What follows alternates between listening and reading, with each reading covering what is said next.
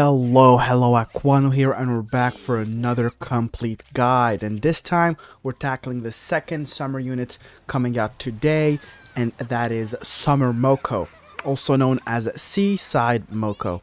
Now, as always, I'll be talking about everything you need to know when building this character, so feel free to browse through the video chapters and the timestamps in the pinned comment to check the parts you need help with. Without further ado, let's get right into it. Now, let's start by talking about party composition. While Summer Moko is a healer, she's mainly a very good buffer. She can buff attack, ailment accuracy, and max HP at the same time. She is amazing. She can also reduce the amount of damage the enemy does, and with her 5-star weapon she can reduce the defense. That's the buff that the weapon got, and even without the 5-star weapon she is just an amazing buffer while also being one of the best healers in the game.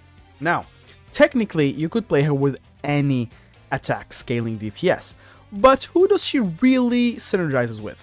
Well, for now, two characters. I would say Summer Moko especially, since Summer Moko is a character that wants her max HP increased but also doesn't really scale out of HP, she scales out of attack, so a healer like Summer Moko is perfect for her. But if you already have Marianne, you don't really need Summer Moko specifically for Summer Closer. For this team, you want to play Summer Moko with Summer Closer, Cord, and Phoebe as a navigator or wind. The other character she synergizes with that's already in the game is Sepia.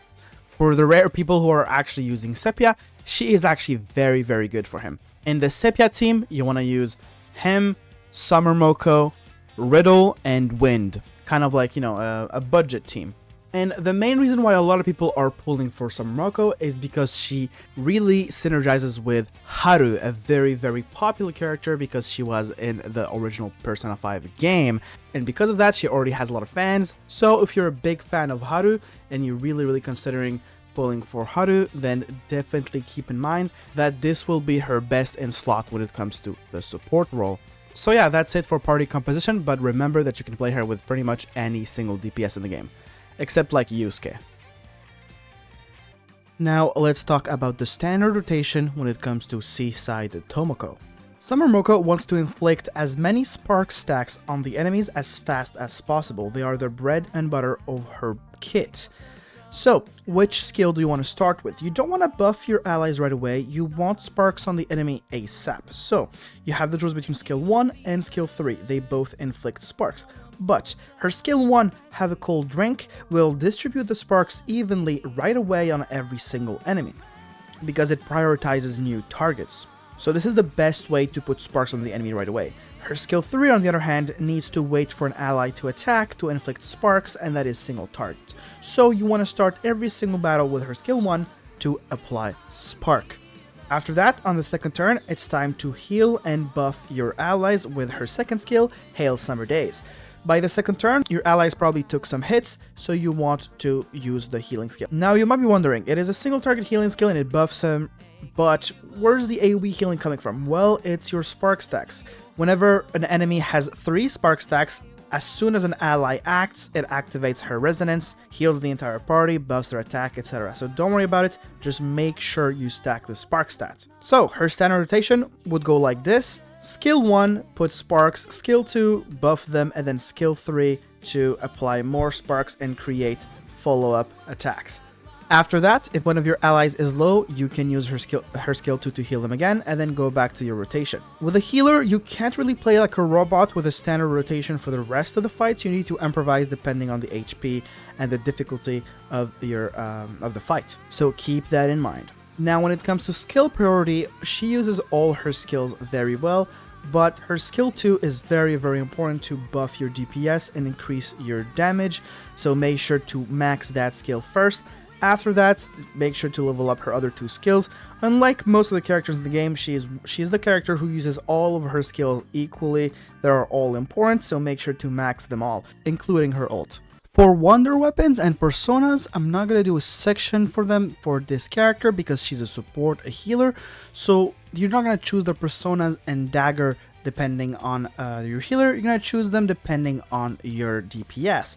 So if you're playing her with Summer Closer, please refer to my Summer Closer guide that I released 2 weeks ago.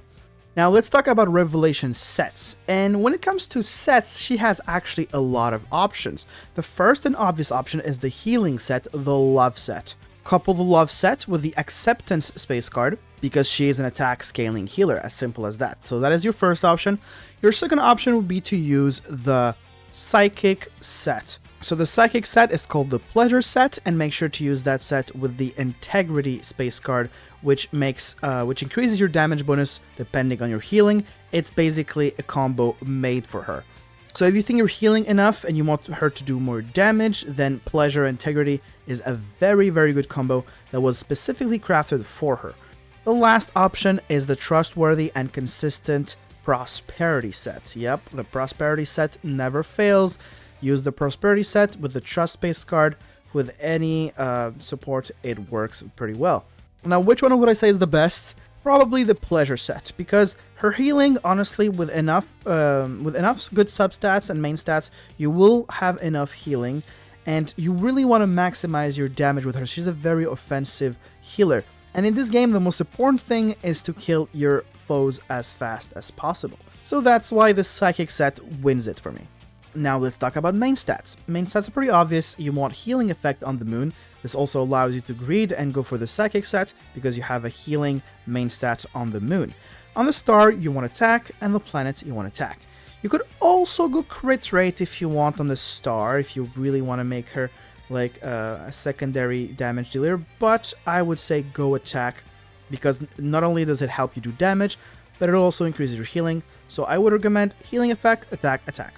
When it comes to substats, your first priority would be attack and attack mult, your second priority would be crit rate, crit mult, and your third priority would be SP recovery. I have not done enough testing, but I think she doesn't need that much SP recovery to work, but if you find yourself running out of SP, then make sure to prioritize more SP recovery substats. That's it for Revelations. Let's move on to the weapon. Now, as far as 5-star weapons go, this is one that I actually do recommend pulling over the other. Now, if you want my honest opinion, don't really pull for 5-star weapons at all if you're like a very low spender or free to play. It's just not worth it. Save to get as many characters as you can. But if you like pulling for weapons and you want to choose between which weapons you think is more worth it, hers or the next character or the next character, her weapon is definitely up there when it comes to how worth it is. First of all, she is a healer. She is a very versatile healer. You can use her in multiple comps. Therefore, her weapon has more value because it will be used more often. I personally don't like to go for DPS 5-star weapons that often because, they're not as versatile. They're only played in their respective comp, and if their boss is not there in the patch, they are useless. But supports are very versatile. Her weapon also got buffed. Now it decreases the ailment resistance and defense by 12% for 3 turns. So, should you pull? Yes and no. At the end of the day, 5-star weapons don't increase their performance by that much to warrant using like 70 weapon pulls. That's a lot of gems. You could use those 7,000 gems to get more characters, but if you do like getting 5-star weapons, because not gonna lie, they do look cute, they do look pretty good, then that is definitely a weapon I would recommend going for. But if you're a pure free-to-play, low spender, you don't really care about the drip, then just don't bother with 5-star weapons at all. And yeah, just save up for the next character. Thank you for watching. It was Aquano, and subscribe for more P5X guides. I make a bunch of 1-minute guides in my short section, and whenever a new character comes out, you'll be sure that I will cover it. I might start uploading other kinds of long-form videos, but I'm not sure. Until then, I'll see you guys with the next character guide. It was Aquano. Peace.